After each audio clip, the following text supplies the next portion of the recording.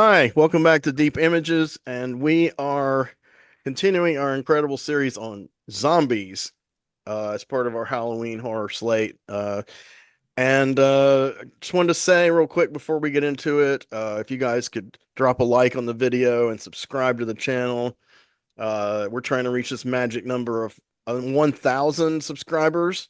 We're a hair away from 500, so we're going to try to get a little more aggressive about this stuff and, get our stuff out there. And the algorithms are not always kind to smaller creators, so help us out when you can. We appreciate it. I wanted to talk about a movie called Dead Girl. So this one is probably going to be the most gruesome movie we're going to cover in this part of the series, maybe in the whole series. Um, this is one that Mark was originally going to cover for us, and I had not seen it. I've been trying to find a copy for free to watch for ages. And amazingly, it was on YouTube. Some guy, a Spanish person, posted it. It was in English though, but it had Spanish subtitles, which were optional. So I watched it, and I watched it in one sitting. It was pretty compelling. So let me talk a little bit about this film real quick here. Dead Girl. Uh, if I get the right note page here. Yes, Dead Girl, 2008. So it's an American film. And it was produced and directed by these two cats named Marcel Sarmiento and Gal Halal or Haral. He sounds Lebanese, but I have no idea.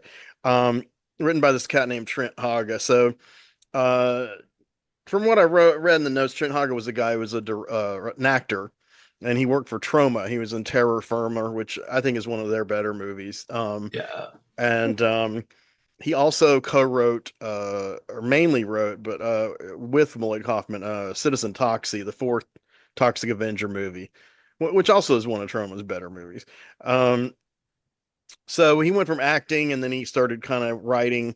He started acting, then writing, and then he finally started kind of directing. And he directed some, Porky's inspired kind of movie called Huh. Heavy Petting, which I remember when it came out, it kind of bombed, and probably rightfully so. There's like a rom-com rated R, whatever, and he didn't really. The apple didn't fall far from the tree though, because Dead Girl is also about horny teenagers, but it's really. Have you seen Dead Girl, Chuck? No, I have not. Have you, Chris? Isn't that the one where a couple guys have a It's keep gonna a give. dead girl in the Yes, yes, basement? yes, yes. I saw it years ago. Yeah, I it should was ask you interesting. before the show. Yeah, it was Yes, it interesting. is a couple of guys, and yeah. So these basically, yes, these horny teenagers, 17-year olds, played by, of course, like 23, 24, 5-year olds. Um, they they're neither of them are really getting laid. The our main guy, main protagonist, Ricky, played by Shiloh Hernandez. He's who's the only actor on this is really known for anything else, and even that, not a whole lot, but. Um, Ricky is a decent kid. He has a crush on this chick, Joanne, that he's been in love with since he was like 8 years old. They kissed when they were 12, and of course she's forgotten all about that. Now she's dating Johnny, who's like the jock of the school, and of course Ricky is always kind of mournfully looking at her, and it's not really perverted. He's just very lovelorn. I mean, I know he's lustful too, but it's more of a romantic like infatuation that he just can't shake, and I don't think it's possible he's. People don't like to hear this, but they generally do go hand in hand. Yes, very much a reality of life, unfortunately. And they I don't think he's I don't I th it's unclear, but I would wager that Ricky is probably still a virgin, and he's hoping that Joanne will eventually take care of that for him. So Ricky, we don't know a whole lot about, other than his mother at some kind of job where she's traveling overseas, or in Canada or something. We never meet her. And then one of her boyfriends has shacked up there while she's gone, and this guy's this beer drinking dude who uh, is kind of a loser, but he actually does try to help Ricky, because Ricky's he's out of sorts a good bit. But it gets worse because best friend JT, they've been friends since kids. So JT isn't it just for sex. He only looks at girls, for sex. He's a complete kind of misogynistic pig. And they decide they're gonna. I can't remember if they skip school or if it's after school, but they go and they decide to, as we used to call it back, and they trip out. Not with necessarily drugs, just have a good time. Trip out at this. You guessed it, an abandoned insane asylum. Because who Okay. doesn't want to trip out there, man? And well, they keep they're going deeper and deeper into the recesses of this abandoned building, and it's getting a little creepy. Of course, the usual. Ricky's starting to get scared, and he's not a macho guy. He doesn't try to hide that he's scared or play it off. And of course, JT being the uh, macho guy he thinks he is, of course, disappears and messes with him and makes fun of him because he's scared. Long story short, they find this room and they find a female corpse nude in a plastic body bag on what looks like could have been a autopsy table or something. So Wait. Okay, I think I have seen something on this. I think I've seen somebody cover it. it's a premise that is pretty well. I haven't even gotten to the repellent part yet, but it's a repellent premise. But I'm surprised no one really did it before this movie. That's where I will give this movie major props for daring to do it. And it's a big favorite with like the unearthed films and like hardcore um extreme film scene. And of course, Marksman is very tuned into that, as was Kirsty, who used to do those shows with me at the Extreme Film Symposiums. But what's surprising about the movie is that it's much more accessible than I thought it would be to people who aren't mired in that scene. Um, it could have gone a lot farther in what it shows. It shows a lot, but it could have gone way. I thought it was going to go like all the way top to bottom, you know, pardon the pun. And it actually has some restraint with what it shows a lot of the time. But nonetheless, as with a lot of these movies, what it suggests disturbs people so much that, it's become kind of infamous, not on the level of like a Serbian film, but, a Serbian film, though, does show just about everything, but the things that it doesn't show and suggests people lose their mind over. Um, so maybe you can tell where this is going, audience. If not, if you haven't seen the movie, uh, Ricky just wants to split. JT's like, hey, we've got, let's just fuck this corpse, just to be blunt. It's that necrophile fantasy, which has been done, that has been done in a number of horror movies, especially in recent years. I saw a Mexican one, I forgot the name of it, that I reviewed on this channel a couple of years ago that had a similar premise to that. And the girl wakes up and she's not really dead. um, but I don't know if this is a prevalent male fantasy. I'm not sure. I did know a guy in the punk rock, death rock scene 35 years ago who claimed he had performed this activity.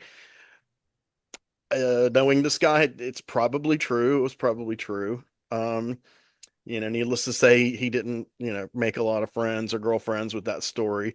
Um, Go Therefore, I think it figure. was true. He was like, I got nothing to lose, man. Um, Nowadays he'd be an edge lord on Reddit, but this was before all that. So yes, Ricky splits, and we don't know what happens exactly after that, but he's very disturbed by this because, um, the thing about it is, how did she get there? Is she a murder victim? Why was she left there? Why is she in this plastic bag? Why isn't she? They don't really say this part, but I was wondering why doesn't she decay even more than she's really not that decayed. She looks like somebody's been dead a short amount of time. I mean, some decomposition, but of course, they gawk at her nude body and nothing's left to the imagination. And, JT molests her body. And, you know, uh, the zombie makeup on her face is pretty good. I mean, I've seen the actress without makeup. She's a fairly attractive girl. She doesn't really look that way in this movie. But she doesn't look horrible, but she definitely looks like she's dead. And then as the movie goes on, for reasons I'll get into, uh, her appearance gets really horrifying. Not her fault though. Um, and not all because of decomposition. Um, so Ricky is tormented, and his drunken would-be stepfather's trying to cheer him up, and he goes back to this place. He decides he's going to maybe free this girl or find out more about what's going on. and JT's already there, and he's literally having sex with her when he gets there.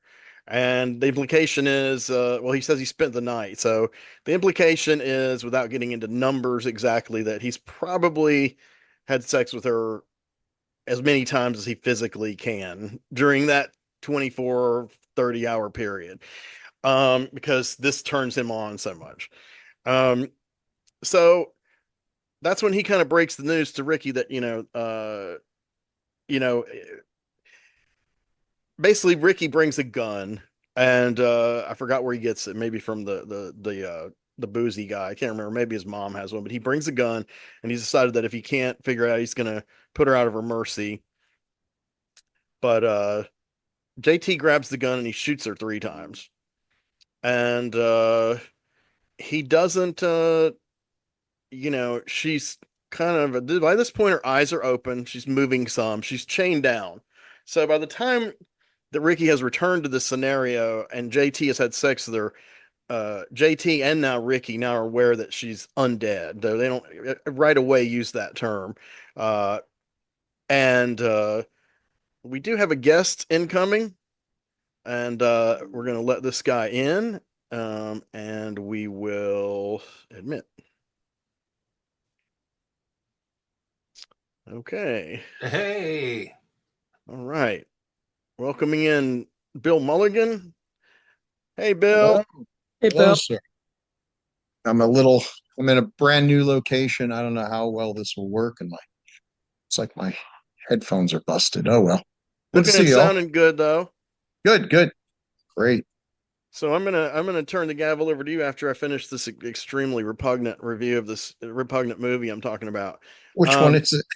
it's called Dead Girl. I Oh barely yeah, yeah. barely begun talking about it. It's not to be confused with the drama Dead Girl from the same Hmm. year. That was a Hollywood movie, which that's I could never find this movie because I kept finding that movie.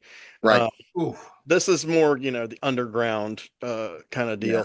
I've already gone over the pedigree of the movie and basically what it begins with. So, you know, Sure. what ensues though from this scenario is Ricky and JT's friendship is, on the rocks because of the fact that JT wants to keep this undead woman as his sex toy, and Ricky does not want to do that. He does not think that's ethically feasible.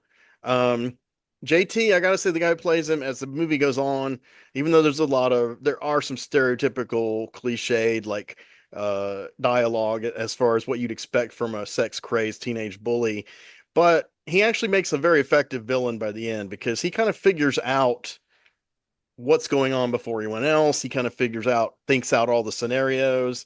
And they, refreshingly, they don't say it's because he's watched a lot of zombie movies. It's not a self-reflexive film. Um, and I liked that. Um, I think they may use the word zombie once kind of near the end pejoratively, but I don't think it's, but it's clear early to him, like right away, that she's undead because he shoots her with Ricky's gun, but he said when she woke up, she already tried to bite him and he broke her neck. And then she started to bite him again, tried to bite him again. And he did the same thing. So after shooting her, now he's killed her 3 times, but she's not gonna stay dead. Um and he's basically telling Ricky, we've hit the jackpot. This is just so incredible. We can just, abuse this undead woman here and all we want. And it reminded me a little bit, even though this character I'm about to mention was not undead, but is a horror character. It reminded me a little bit of The Woman by Lucky McKee, where this extremely demented father and son capture and sexually molest this feral woman. Great movie, really powerful. Um, and so in this case, though, this person is not alive. They don't speak. They grunt. They from time to time. Uh, they don't get deep into is she cannibal or not, but that does start to surface. So the stupid thing that JT does, well, to Ricky, the stupid thing he does is he tells another friend of theirs, Wheeler, who's this like really stoner grunge kid, just completely messed up kid. And so the next time Ricky goes there, he's going to take care of it for good this time. And now this kid is having sex with her. So he's like, I thought this was our secret, because JT's whole thing with his friend is that, like, yeah, man, me and you, we've been buddies since we were kids. Come on, man. It's this very seductive, almost kind of homoerotic control thing that he tries to have over Ricky. Like he exploits Ricky's innocence. Now, to be honest, I had a best friend like that who treated me the same way when Yeah. I was that age, and it was extremely toxic and unhealthy. Yeah, Unfortunately, age is kind of made for things like that. yes, and unfortunately, it took me decades to shake this cat off, but it finally did. Um, he didn't, in decades, he didn't change though. I did. Um, but yeah, it was that same kind of thing. Like you're kind of like, come on, man, and this all about us, and it's really not. It's really all about the one guy and his own depraved needs. And I think he wants bragging rights. That's why he's bringing this other kid here. He wants to, since Ricky's not into it, he wants somebody who's into this. Um, so the kind of percolating subplot is, as I may have mentioned earlier, is that Ricky's been in love with this girl Joanne since they were little kids, and she's with the jock of the school, Johnny, and Johnny has his best friend Dwyer, and they basically, of course, make fun of these three characters, the three guys who know of the corpse, and uh, you know, there there are some nods along the way that Johnny uh is probably closeted and probably impotent, and that's why he's doing all the stuff, which that harkens back to Heather's, for instance, that uses that a lot, very well, that idea that a lot of these jocks, and I can say for a fact, a lot of these guys I went to school with who did that did turn out to be gay, impotent, or perverts, or some kind of weirdo. I'm not saying gay's a pervert, don't get me wrong, but they were not the macho hetero normative thing that they impressed everyone with. So they end up luring, well, they beat up Wheeler, and Wheeler just starts to tell them about the zombie girl, who now they've nicknamed Dead Girl. And what an idiot, and it's like he's doing it to brag, because he's like, well, we don't need your pussy, we've got something great, man. And Ricky's like, is this happening? And you the viewer is like, is this happening? What the hell? And so they drag this kid, he drags them along so they won't beat him half to death anymore. And these guys are freaked out. That was a funny moment, because now it's like these macho dudes who are stronger than everybody else. They're like, they're literally in shock. They don't know what the hell to make of this, at all. And of course, the suggestion that they have sex with her is completely, horrifying to them, as it should be. But, it doesn't take much to tap under the surface of a guy like Johnny. And so Ricky deliberately, since Johnny's dating the girl that he likes, one of the few times Ricky actually uses some mental acumen to get a hold of the situation, because he's really rarely ever in control. JT is he kind of goads Johnny into Johnny's, the guy's like, I'm not gonna fuck her, blah blah blah, and he's like, why don't you have oral sex with her? She loves it, and and you can tell that Johnny is imitating JT. That Johnny, I mean Ricky, is imitating JT. He doesn't normally think or act this way, but he's seen the way JT goads him, so now he's goading this jock who's been beating him up and sleeping with a girl he likes, and the guy falls for it, and his penis gets bit, and we realize for sure that this is a person, a being who likes to eat flesh, and she's just been chained down all this time. And this is a moment where, like I said, this movie could have gone way further. um it does not show the bite, and it implies that his penis is somewhat intact for the most part. um I wasn't expecting that at all. I was expecting it'd be gnawed off, close up, full frontal, blood spewing everywhere. So that surprised me in a way, kind of a good way, I guess. This movie pulls back a lot, and I don't think it does it out of squeamishness, because the dialogue certainly does not ever pull back. Um, but so this guy goes to the hospital, and pretty soon he's turning, and he's getting, blue, and then he goes to the bathroom, and basically, uh, all of his intestinal tract comes out through his rectum, and they have to like put him back together. And again, some of this is really fast, and some of it's implied and then later clarified. And I had to do some research, and because I thought, is this a cut version? Like, are we supposed to just piece this together? And yes, we are. This actually is the uncut version. So I will commend an extreme filmmaker in this day and age for not just constantly, doing smashing you over the head with it. That can be done effectively, but it can be done really poorly and annoyingly. So this one, a lot of it's covered in like JT's dialogue because again, he's on the ball. He knows what's happened. He's bit her, she's bit him, so now he's turning into a zombie. And Ricky's like, this guy's in the hospital. I hate him, but look what's happened to him. And he's like, Ricky, he's dead. He's like her. He's dead. He's dead. Whether he walks again or talks again or moves, he's dead the way he doesn't say this word, but the way we reckon death, he's dead. And he's right. And so JT is like, in his mind, like this mastermind because he's figured out all these things that you're really hoping protagonists of zombie movies would figure out really early on. Unfortunately, he's the antagonist. um, but he's like the Captain Rhodes of this movie, and only not smarter. But so the whole thing is by this time a mess, and so Ricky's already tried once to use these pliers, these whatever you call them, shears to open her bonds, and only got one free, and she scratched JT. But apparently, the scratch doesn't kill you or turn you, and that tends to vary from zombie movie to zombie movie. I've noticed, like the intensity of the wound. Definitely, a bite will get you, but in some, they just have to claw you, and then you're going to get it. So that's not the case here. Um, so basically, JT pretty much starts living there, underneath this insane asylum. And uh, there's some talk from time to time about what is this guy's deal. And basically, he's like a discarded kid. His parents either doesn't know his dad, doesn't know where his mom is, has stayed with his grandmother. She doesn't really keep track of him. Um, he feels like, and he articulates this in the dialogue, as articulate as a character like this can get, but nonetheless, he articulates that, hey, nobody up there cares about us at all.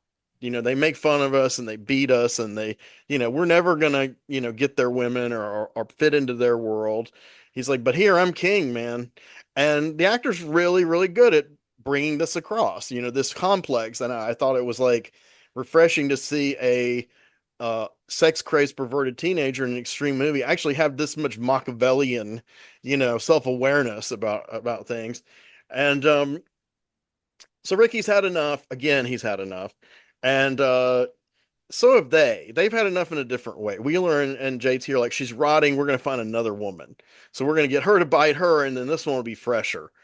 um, so they start going around trying to get them. Meanwhile, Ricky's like, I'm going to go free her, I'm going to go take care of all this. And you know Ricky's just a tormented dude. Well, they beat him to the punch because by the time he comes there to resolve this, the person they've grabbed is Joanne, predictably, the girl object. That's the one part of the movie that I did guess before it happened. I thought that was coming a mile away. They're going to give Ricky the temptation of, is he willing to cross that line to have sex with a dead Joanne just to have her, or is he going to keep the moral line he's kept through the whole movie so far? So, um, he basically comes upon them and they have tied Joanne to the dead girl. And the dead girl's trying to get out and eat whatever she can eat, right? And at this point, Ricky Wheeler is like egging the situation on. So he has a machete. He's kind of like, whatever's going to happen is going to happen. So he does cut his sort of friend's hand off, and of course that kid's like so stoned he doesn't really seem to have that much pain, and it's not like spewing arterial spray either. But it's okay effect. It's probably the least realistic effect in the movie. Um, and then it just comes down to like, what are we going to do here? And it kind of becomes this back and forth with JT and Ricky. And for like 5 minutes, it's basically like this psych out kind of conversation where JT's like, again, luring him to the dark side. Like, hey, I'm your man. Let's do this. Forget about these people. Why don't you just turn Joanne and you can play with her all you want. And we're just going to ride high and everything's going to be cool like the old days.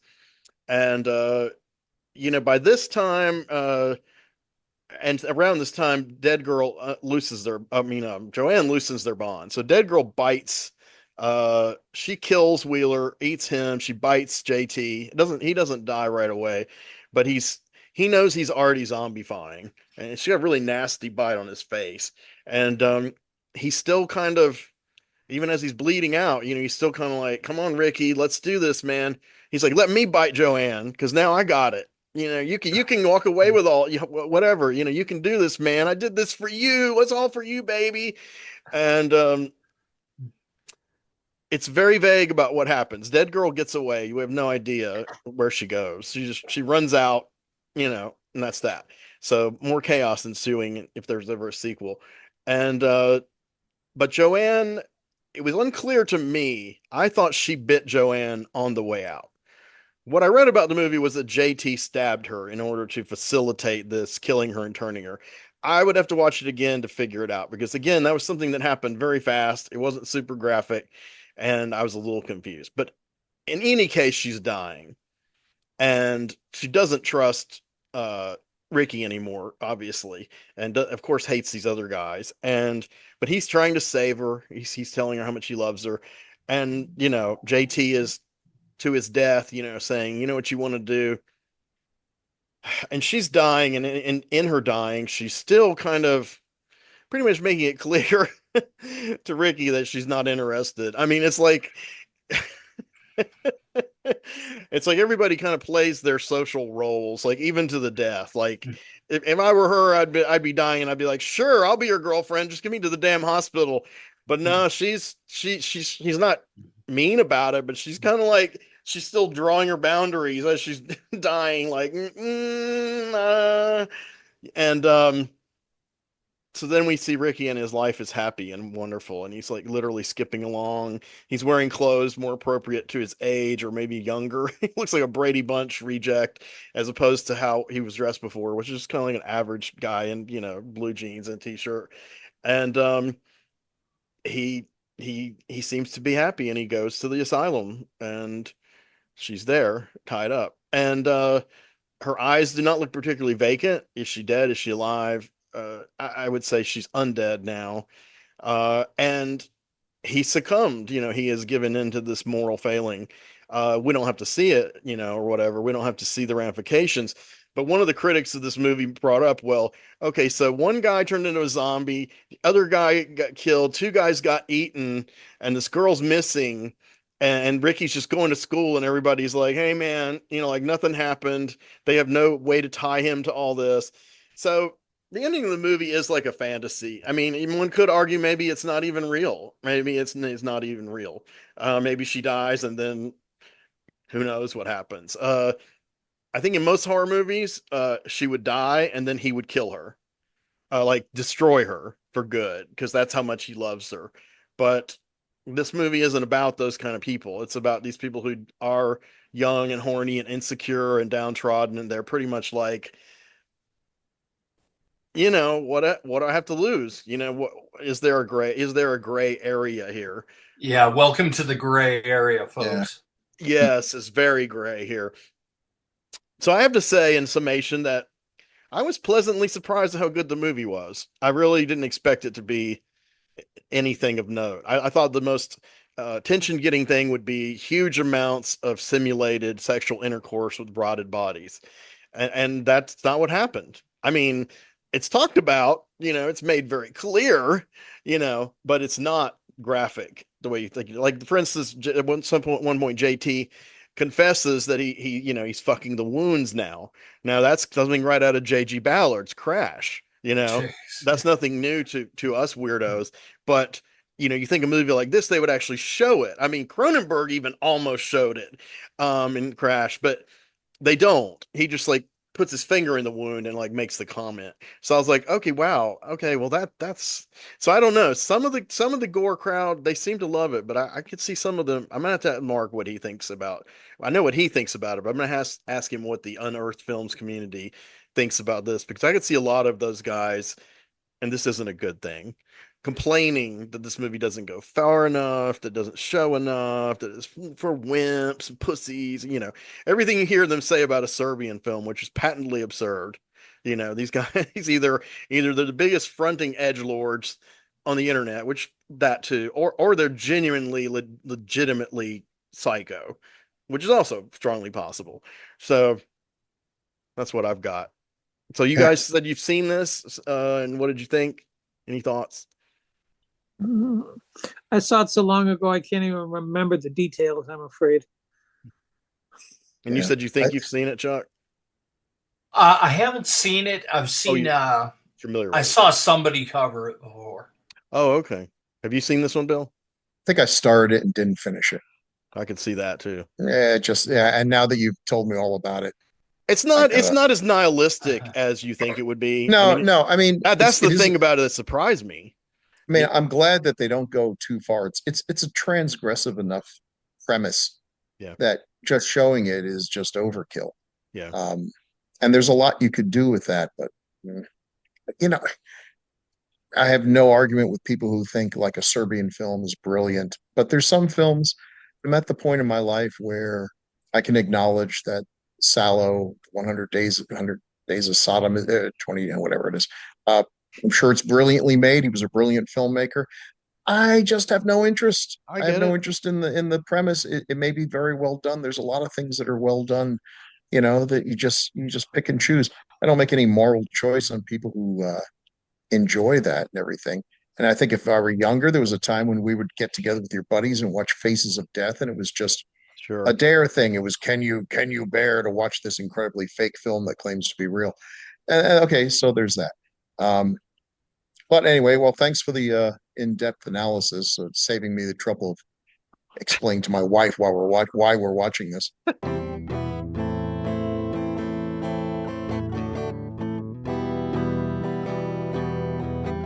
And it's true that we cannot see that far behind. If we looked all the way in the past, we'd go blind. In the night, from the stars as they've all lived their lives, and the light that they gave as they burned and then died.